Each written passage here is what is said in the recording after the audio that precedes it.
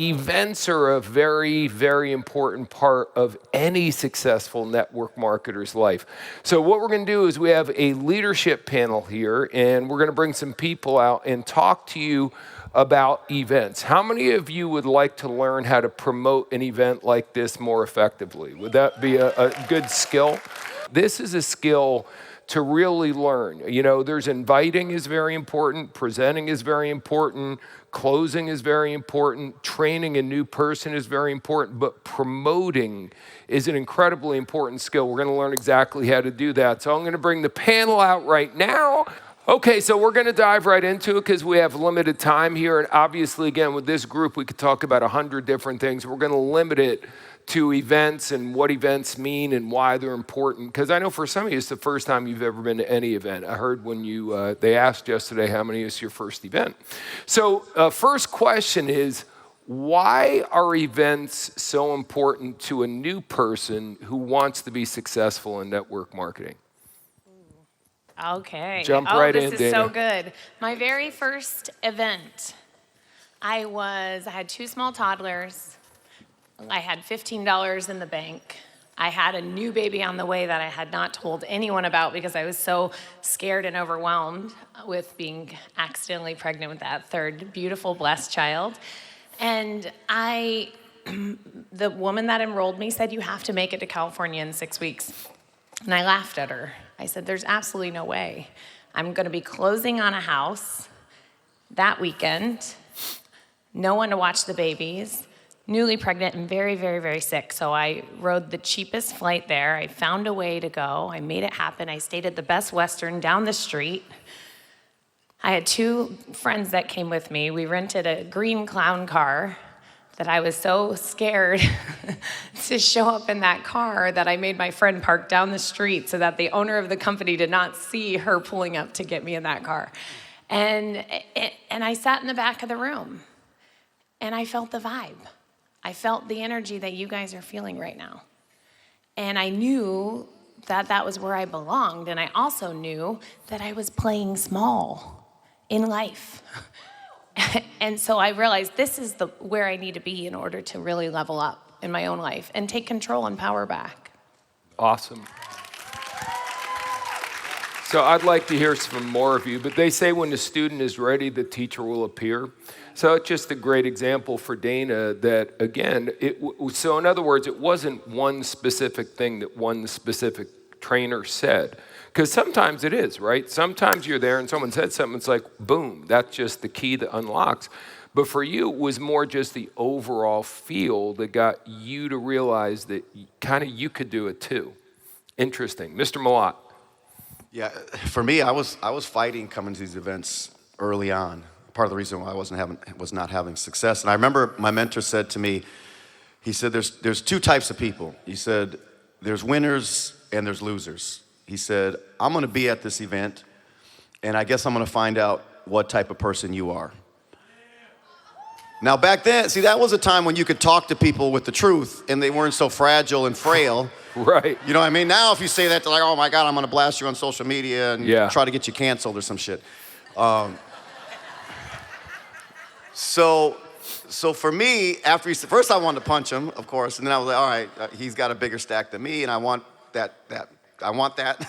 So I showed up at the event, and the event did everything. First off, there's an energy when you're in a room like this. Like in the book Think and Grow Rich, Napoleon Hill says, you take 2 minds, put them together, you create a third, more powerful mind. Well, what happens when you take 500 minds? What happens when you take 1,000 minds? And we come together, and then we leave with marching orders. We take the video that's been made. We take the tools. We take the brand bucks. We all come together. We're building relations. Last night, relations were being built. They were being built, and like, we have connections in other cities now. So I know if I called him on and said, bro, I got someone in Houston. I know I got a safe haven for our people to show up. And he knows he got someone in Scottsdale in Arizona, same thing. And that's what starts to happen here. So you leave with an unfair advantage just because of the relationships that are being built in these rooms and last night and all the stuff around it. So for me, it was building those relationships that helped us to be able to build our businesses. And now we can do it all over the world. I'm meeting people in Chile, Hungary, Norway, everywhere. And so, and they also make for great tax-deductible business trips. Anyways, that's why, for me. That's true. So your upline was very direct with you. I don't want to get away from that because I know there's a lot of people in the audience and they had someone on their team said, yeah, I'd like to make it, but fill in the blank with their reason or excuse. So you had an upline like mine who was like, yeah, I love that. I don't think my upline used the, win or lose. He used more colorful words, but or he might have put an adjective before the loser. Yeah. But but it was no joke. It was, and here's what people don't get. Like, this is what I learned a long time ago.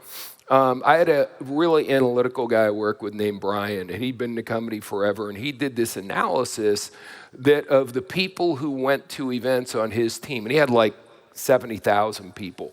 And he tracked people within their first 12 months of joining the team, and the people who went to an event earned 8 times more money than the people who didn't go to an event. So he broke it down analytically, like real specifically. But when you realize, I think a lot of you feel like, well, I don't want to push someone, right? Because if I push someone today, they might quit. But if you realize that, and the other part of his analysis was the people who didn't go to the event lasted 10% as an active affiliate is the ones who did go. So in reality, if you don't push someone, you're kind of screwing them. Kind of like if you have a kid who doesn't like doing their homework and you go, all right, you don't have to do your homework. In reality, are you helping them or hurting them?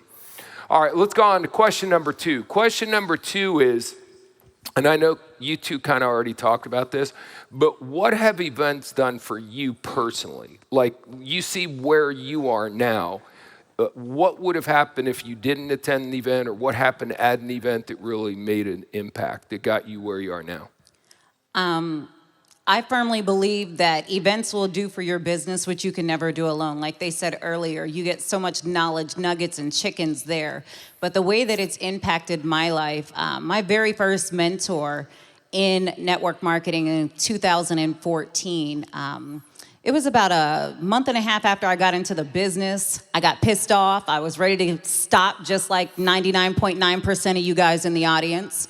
And one thing that I said now is, it wasn't what she said, but how she said it.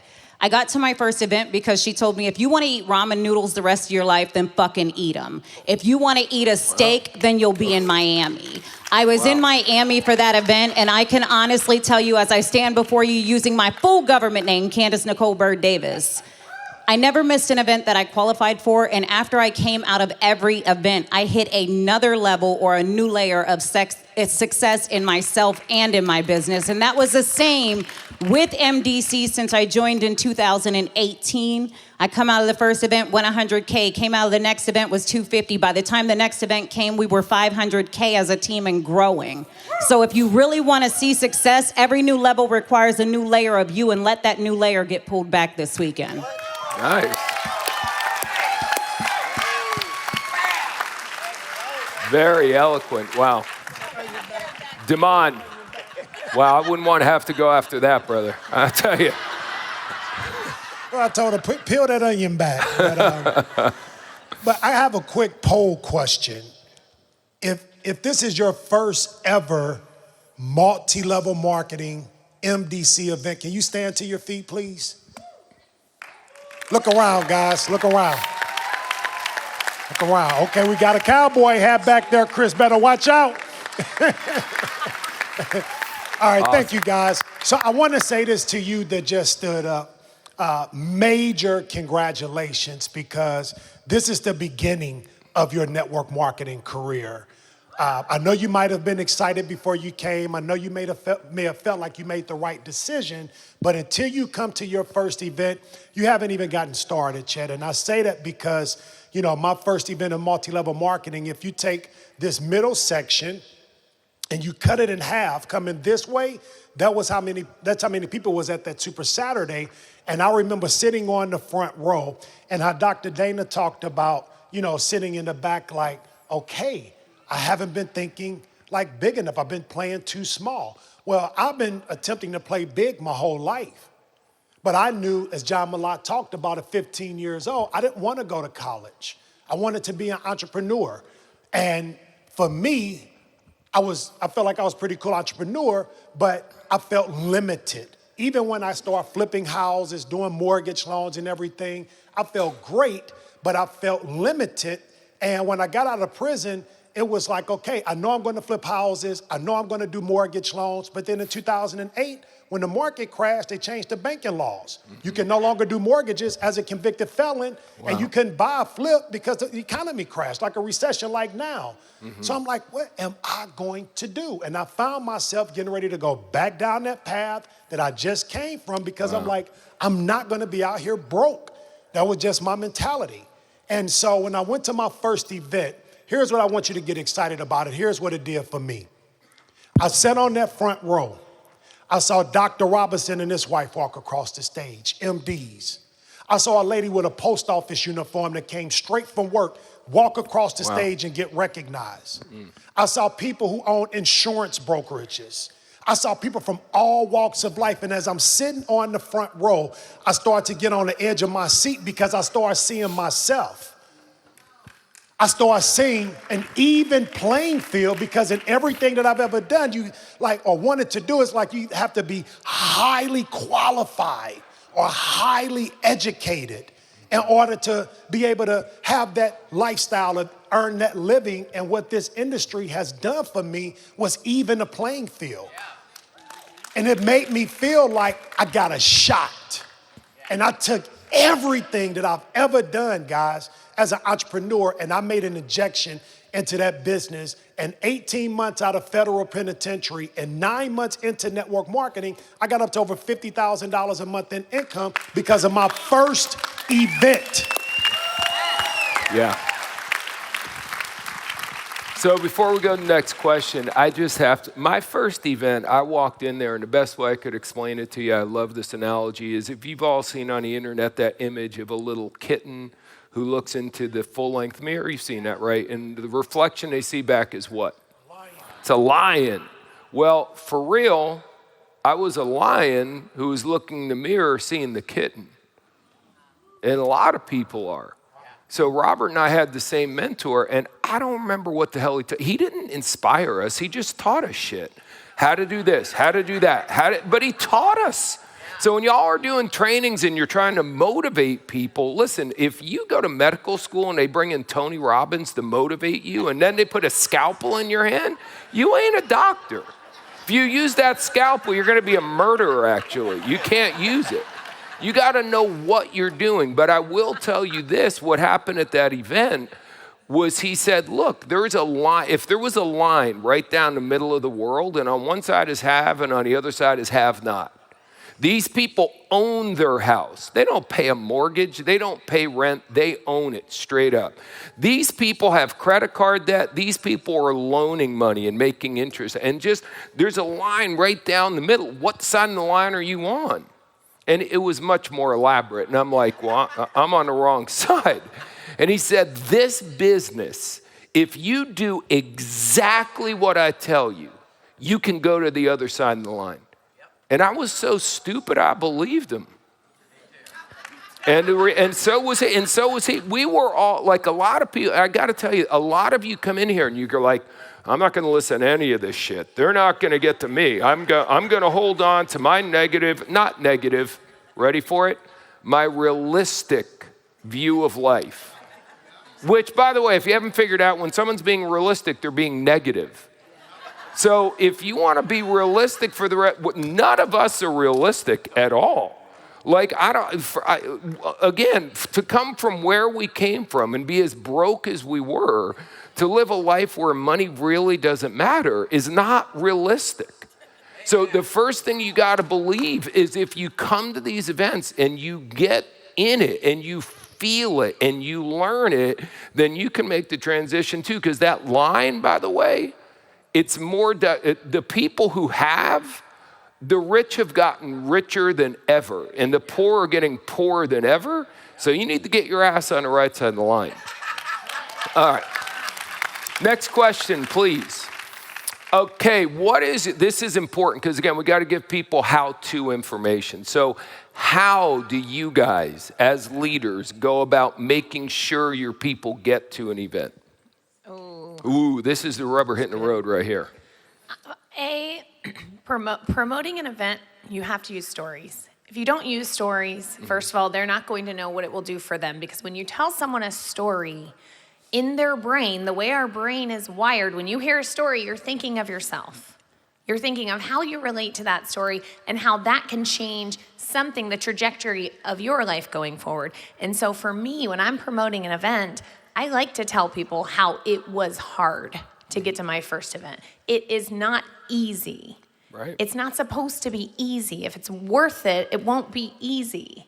And so it's okay to tell them they'll have obstacles. Have the stories, all the obstacles be all up in the stories, right? Because they need to know that they're overcoming what you've already overcome. For me, my first event was not easy. It was very hard. It was very stressful, but I got in that room and I felt good. I felt the goosebumps. Do you guys feel the goosebumps? Right? Go with that feeling. I am a doctor of energetic medicine. You feel that feeling. You're getting that pull because there's some reason you're meant to be in this room. There's something that you're supposed to hear in this room that will change the trajectory of your life. After my first event, in the next following year, my income from network marketing surpassed my 2 clinic locations, brick and mortar businesses that I've been slaving over for, at that point, 11 years, and my network marketing income surpassed it. And guess what? It made me shift my thinking into the abundance. It made me switch over to the other side of the line to realize I had options. If I had not been at that event, I would not be here on this stage with all of you beautiful people right now. Cool. So, and yesterday, Jefferson did a masterful job of teaching us all how to tell a story, right? So Dana's saying, first thing you do is tell a story. So here's the thing you got to understand. Right now, every one of you has the opportunity to create a story about training. Right now. So when you leave this room, what are you going to do in the next week? What are you going to do in the next month? What are you going to do in the next 90 days? Because the next time an event rolls around, you go to talk to someone, they go, well, you know, I want to go, but, and you go, let me tell you something. When I went to Aspire, this is what happened. I didn't have the money. I couldn't do it. I couldn't figure out a way to pay for it, but I went. Within 1 week after the event, I did this. Within 1 month after the event, facts tell, stories sell. So when you leave this event, leave with a purpose. Hit that restart button and you can create that story. And your one story about what an event did for you, you can retell that story for the next 15 years. You just got to create the story in the first place. What else, Demond? So, you know, to what John and Mark was talking about, how their leaders talk to them. I was fortunate enough that my first sponsor in network marketing was a dog. Like this lady was like 6 foot tall, extremely outspoken. Very feminine, but like a man. Like, you know, she would say stuff to me like, if all you do is sell them girdles, you would never make the kind of money I'm making. I'm like, wow, okay. I thought I was doing the right thing by selling the product. Because I kept saying I was too busy to go to the event. I was too busy. And when she said that, I'm like, well, how much money did you make? And she sent me we didn't have social media and all that stuff, but she sent me a picture of her check. It was for like $22,000. I was like, okay, I'll be at the meeting. But the other thing that got me to the event, it wasn't just that direct approach. It was a fear of loss. Right. And what one of my coaches said for many years, he only had to say it to me once, but I heard him say it in events time and time again. He said, when you miss an event, you're setting your business back at least 6 months. Mm-hmm. I said, well, hold on, wait a minute. I got goals. 6 months? Yeah. I'm setting my business back if I don't come to an event? Well, why 6 months, Demond? Why did he say 6 months? Because that's when the next event was. And you build your business from events to event. Listen, guys, I'm going to say this. For me, like one of the best takeaways I got from this event was my strategy. I consider myself to be a strategist, even in multi-level marketing. You don't have to be smart to do this, but you got to be able to see yourself, you'll see your way through as a visionary. And what I was looking to do as I relaunched my business at MDC was formulating my message, because we got a lot of products now. So I'm like, what is my messaging going to be? And it hit me at this event. Demond, you promote business. You've never really been a product pusher in network marketing. You've been a business promoter, entrepreneur promoter. So it's like, what is your angle now? Well, my angle now after coming to this event is to promote stores. Stores. People are paying top dollar right now to open up Amazon stores where they have one product. We have marketplace with premium products where you can create your own shopping cart and you can cater to the people that's in your tribe. And you can focus on the products that you want to focus on through stores, because Rob said it yesterday. Rob Hollis said it's $200. People in this bit, people are like losing their cars and lights are being off because of $200. So if you can show somebody how to create an account and create a store and be able to earn some additional income using products that they use anyway, I'm like, wow. And then you talk about relationships. John Malott, he don't even know this yet, but we're about to do a live. We're about to do a live. We're about to leverage each other's influence, personality, and experience in this industry. And that's not just for he and I. That's for you guys as well. So we gonna do it or what, John? Yeah, you know I'm in. I'm in. Oh, snap. It's awesome. So again, as the business goes on, you're going to have the most important people, I think you'd agree with this, the most important people to get to an event are new people who've never been to an event. Because you may have an ace on your team, but it doesn't matter when they get in a company, it matters when a company gets in them. And there's no better way to find out if the company's gonna get in them than at an event. Like, that is your number one deal. But then you wanna get everyone else to come as well. So you just heard a guy who's wildly accomplished, right? Really successful. And he got something out of this event. I remember it was a guy named Martin, I won't say his last name, and he had hit the highest rank in the company. Then he had some people quit, and things were, it just, everything. His relationship broke up. He was going through a tough season of his life.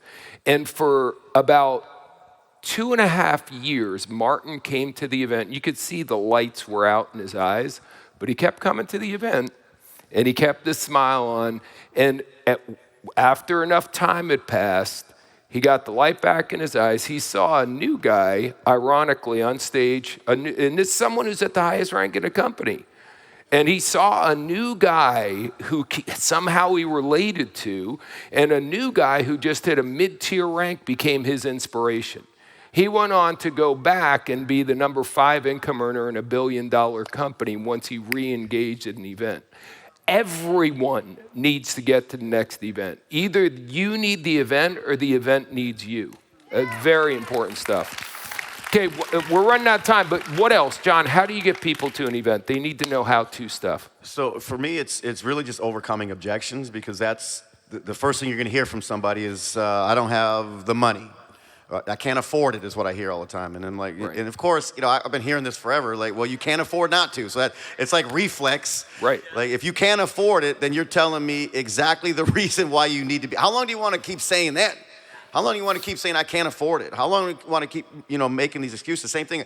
Or time is another one. Those are always the two big ones. And Demond just said it. So not only does it put your business 6 months, but it catapults you. Like, if you don't have the time, then you need to get in here and compress some damn time frames, get this done in one weekend rather than stretching it out for the next 6 months. And then they're always like, well, I'll get the next one. No, you won't. You ain't gonna make it to the next one. You know how many times I know for a fact, people I talked to them personally, and they still didn't come. I already know. I already wrote them off. I mean, I'm sorry. I love them, and I'll pray for them, but they'll be broke in 5 years still. And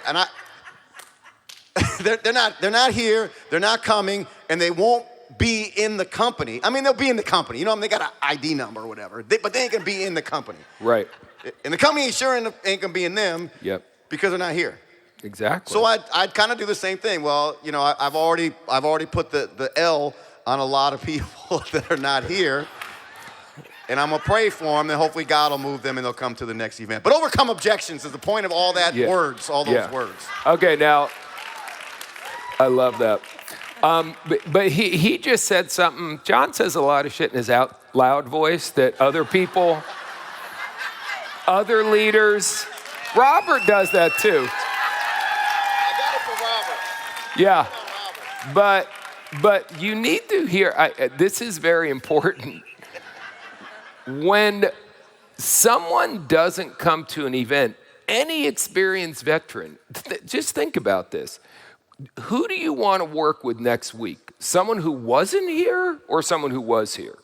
Someone who learned all this stuff and got inspired, or someone who didn't? I mean, you gotta be really dense to not understand, because the number one reason why most people quit network marketing is you are working with the wrong people. So when you're working with people, do you feel, my friend Byron used to say, do you feel like you're pushing a dead bear up a tree? Chris Robinson can relate to that analogy. Do you feel like you're dragging people uphill to get them to just get on a Zoom or to do anything? Or are they running with you, going to whatever the next destination is? So when you get them here, they become easier to work with. But I'm telling you, whether they'll say it like John and admit it, leaders, if you ain't coming to the events, they're not going to spend a lot of time working with you. And you shouldn't. Robert and I, one of the first things we learned, you work where you're deserved, not where you're needed. If you want to work where you're needed, join the Red Cross, become a candy striper, do something like that. But over here, I'm telling you, you will not get to the top of the mountain if you have to drag people with you. So you have to have people who also want to climb. They don't have to be the best climbers, but they have to want to climb. When you get people in the business, right, we've all heard some will, some won't, so what, right? That's to get them in the door. But that's not the only time we sort. One of your best sorts is, do they come to the event or not? How many of you use that as a sort of who you're going to work with? So I'm just sharing, if you're not doing that, you should. It's like, well, Susie Q wanted to come, but... And you bought her excuse and you bought her reason. I'm telling you, I love in the movie, Remember the Titans, Denzel Washington, a tough football coach. One of the other coaches goes to the kid and goes, it's okay, you dropped the ball, don't worry about it. And when the kids go away and the coaches are alone, Denzel goes, don't you ever do that again. You think you're helping that kid? I'll never forget this. You're not helping him, you're crippling him. Being easy on people when they make excuses is not how champions are created. The other thing you said, very important, you said you got to overcome objections. So let me ask you a question. What if the only way you promote an event is you put a post out? What if the only way you promote an event is you do a Zoom? How do you overcome an objection? How many of you, when you're overcoming objections, you're doing it one-on-one? So if you're exposing everyone to the fact that we're doing an event, then there's got to be follow-up. The fortune is in the follow-up. So it's one-on-one, or heaven forbid you sit down with someone one-on-one, have a cup of coffee, have a beer. You're hanging out. Make sure you're going to the next event, aren't you? Okay, assume the sale. But if they're not, then you can overcome the objection. But here's the point you got to get. If someone's got an objection in their head and you don't overcome it, then they ain't going. And a lot of people have objections in their head, so you should seek out these one-on-one meetings as much as you can. Next question. We're going to have to do this quick. Can we skip to the next question after that? I think it's more important. What do you say to someone who doesn't think they need to attend an event, which is along the same lines, but again, one more how-to tip for the guys. You going, girl? Okay. What do I say? So here's the deal, is the excuses are in their head. If you're talking to someone, I once, and this might not be my proudest moment, but I once got a girl to cancel her own baby shower to come to an event. Wow. Okay. Yeah. And I thought it was a success because guess what? She went on to really make a lot of money and do really good. She's probably still making residual from that company. So I wasn't sad about it. Right. It was an easy cancel. I'm not sure exactly how it went, but I remember thinking she needed to be there. Mm-hmm. And so if you're talking to someone and you believe in them more than they believe in themselves, they feel it. And so you don't have to necessarily tell them, oh, you got to. No, you just believe in them. You just believe in their capability and the fact that if this really, really is needed for them to have success, they see your belief, they feel your belief, the energy comes out, and they somehow find a way to believe in themselves and make it happen. They overcome their own objections when their belief raises. Absolutely.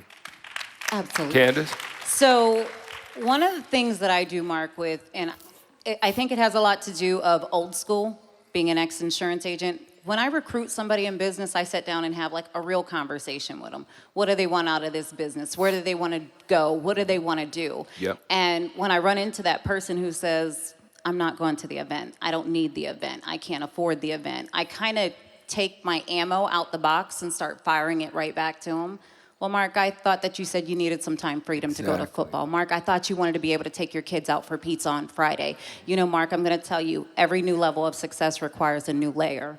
Same thing. These events will do for your business, which you can never do. Just go through the whole thing. But I have to keep reminding them, isn't this what you said you wanted? Because, let me tap on this real quick, guys. Understand that a real leader in business is going to show you two versions of them. One is going to be the motivation, okay? The other could possibly be manipulation. Know the difference. The motivation is for your benefit. Manipulation is for their benefit. So we're just simply motivating you to get here. It's not because we want our checks to go up. By default, they will. But we've engaged in a vision bigger than ourselves so that no one or nothing will get in the way of the income that you create for your family. So we're just going to make sure no one or nothing gets in the way. We're going to throw it right back to you. Isn't this what you said you wanted? Yeah, outstanding. And I'll finish up by saying this. People are most excited when they first sign up. So what I was taught, and I did it every time, I go, look, here's what you can expect from me. I'll do presentations for. I list all the things I'm going to do to help them. I go, here's what you need to do. Number one, you need to bring me everyone you humanly possibly can so I can tell them about the products and the business.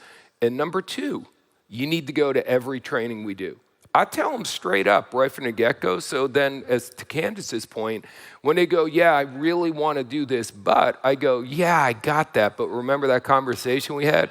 And let me ask you a question. Have I fulfilled everything I said I was going to do? Has there been any time where you had someone to talk to and I wasn't available? I kept my word. Doesn't that feel good? How would it feel if I didn't keep my word? You're going to keep your word, aren't you? Ladies and gentlemen, that's all we have time for. Give it up for this incredible panel and make sure you use this stuff when you're promoting the next event.